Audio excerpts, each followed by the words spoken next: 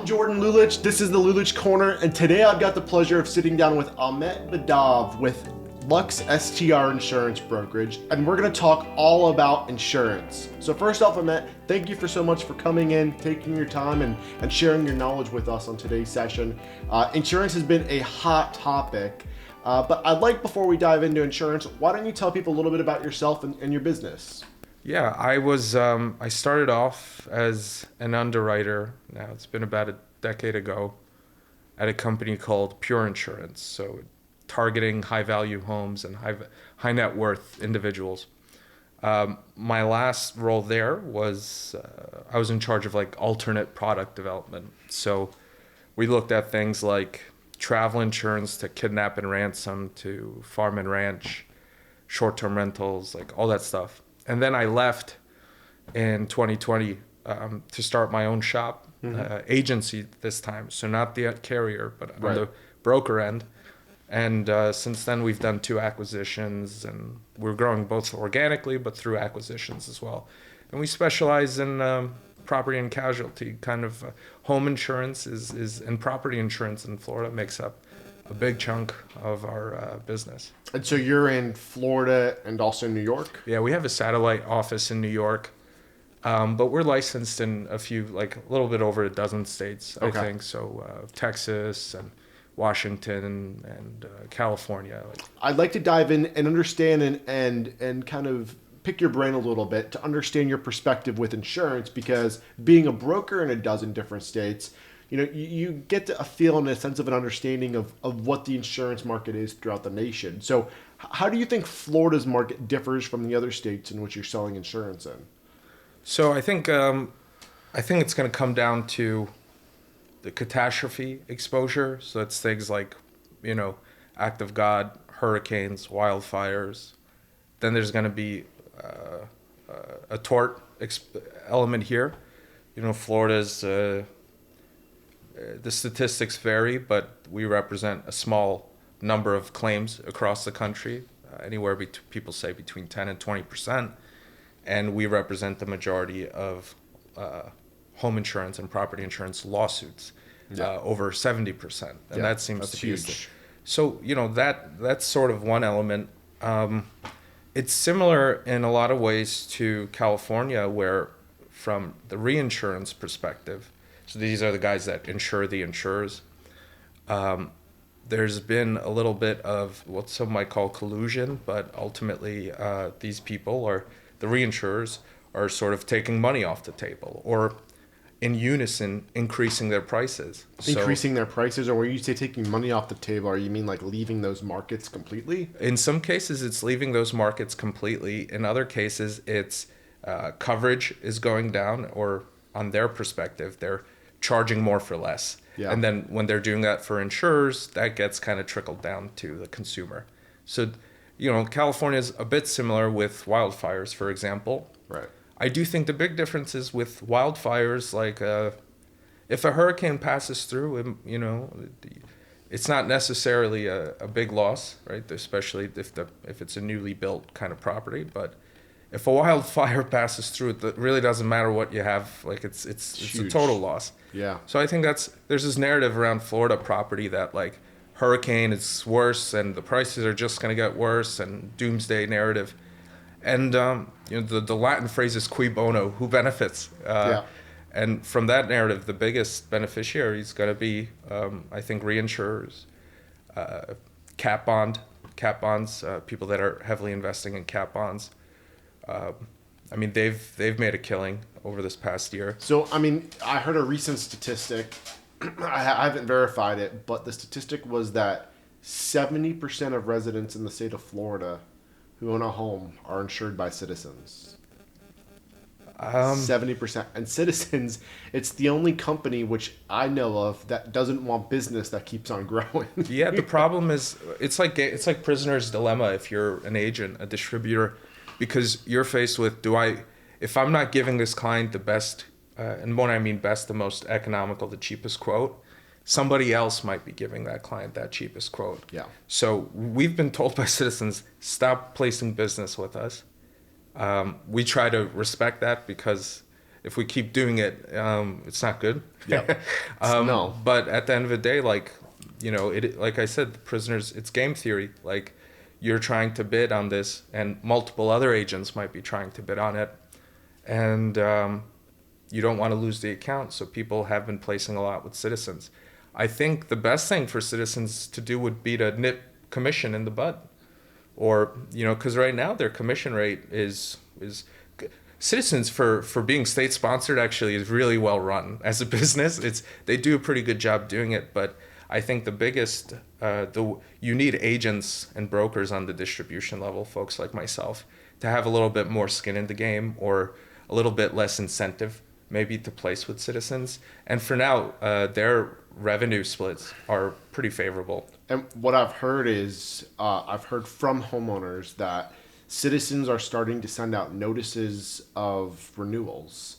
And what they're doing is they're saying, in the event that you don't call us up and specifically renew with us, we're going to enroll you in a different company that, from what I understand, is more expensive than Citizens. But they're trying, I think the company was called Slide.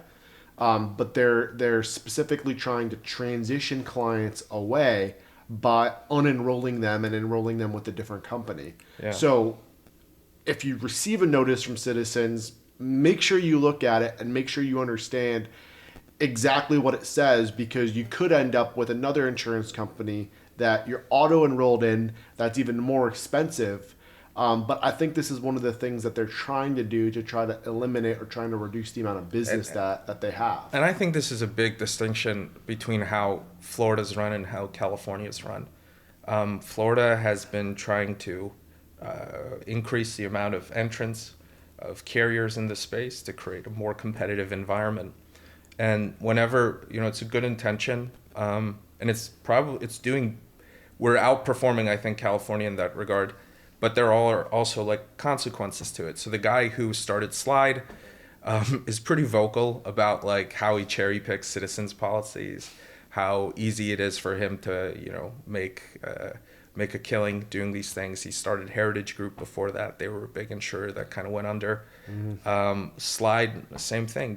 They review like all. I don't want to name drop too much, but Slide will pick on a little bit because he's been pretty vocal. The guy. They cherry pick these Citizens policies they think are going to perform the best. Yeah. And by that I mean they pay more premium than the loss they give. And the other policies stay with Citizens. I do think there's more entrants coming into the space, and I do think even if you're with Citizens, you should shop it. Like this past week we had a condo coming in with Citizens, to give you an example, and coming in at like $3,000. And one of the carriers that went under within the last 3 years, they're back. Different executive team, same carriers, and they were charging $1,000 for it, so a third of the price of Citizens.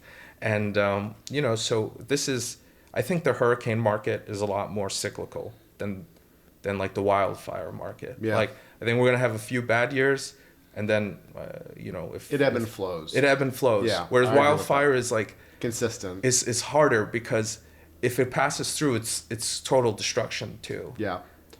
And then litigation is the other big thing, and I think we've done some legislation in the state to try and manage it. Yeah. Which my understanding is it'll take about 18 to 24 months to actually see the practical impact of that legislation that was passed last year. So we're still looking at maybe another year and a half. Yeah, I think that's a fair. Yeah. I don't like, I'm ballparking it. Yeah.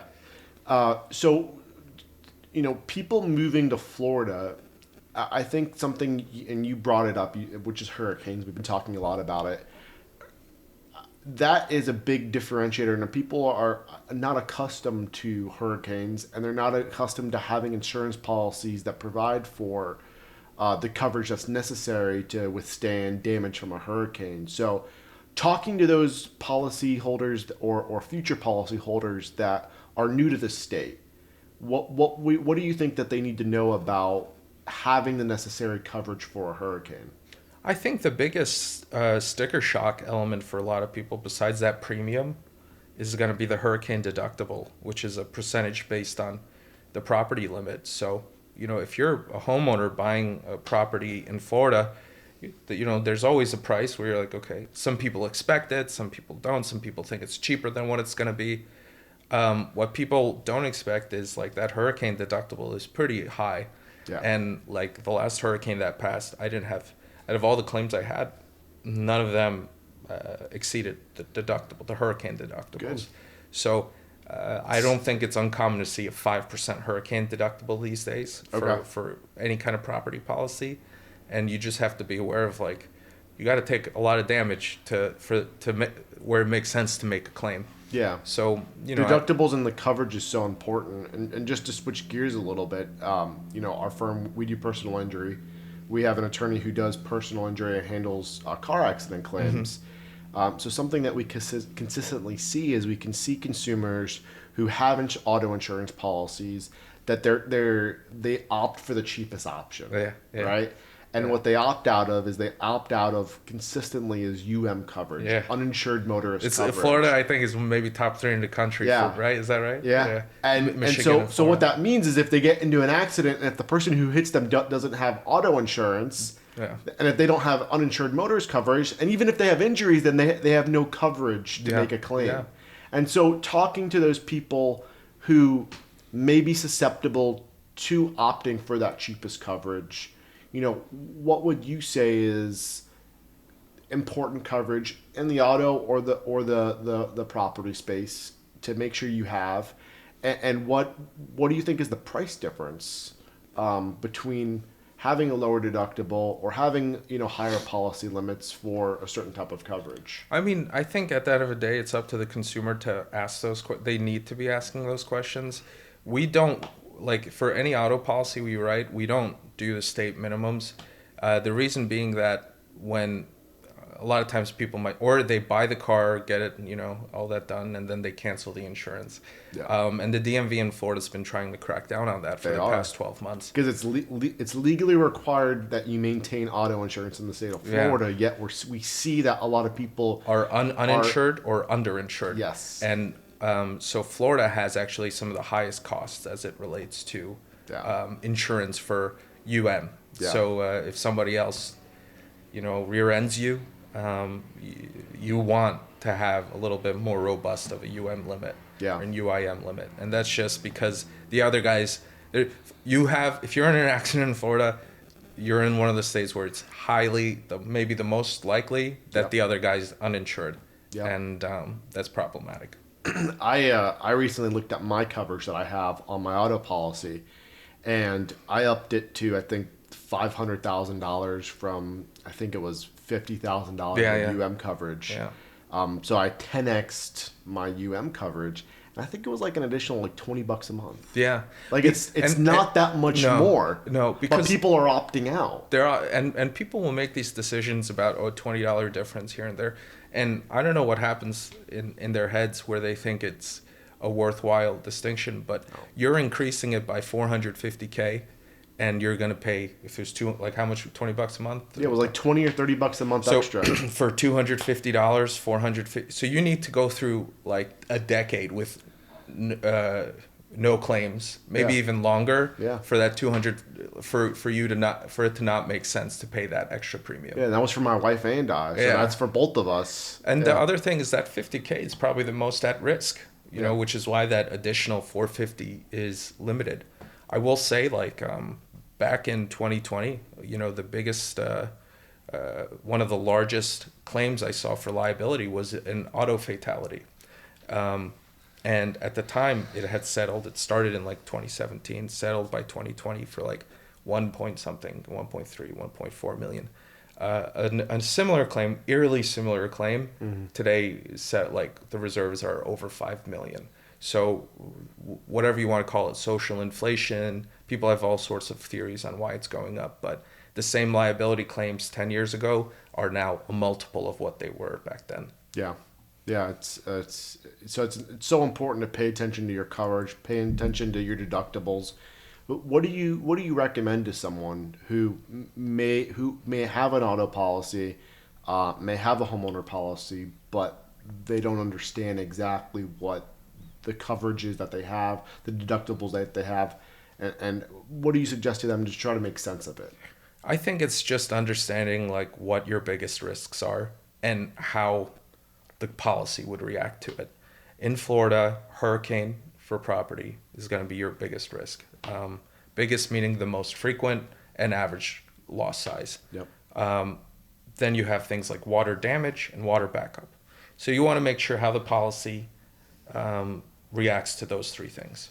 From a physical damage perspective. Mm-hmm. Hurricane, water damage, water backup.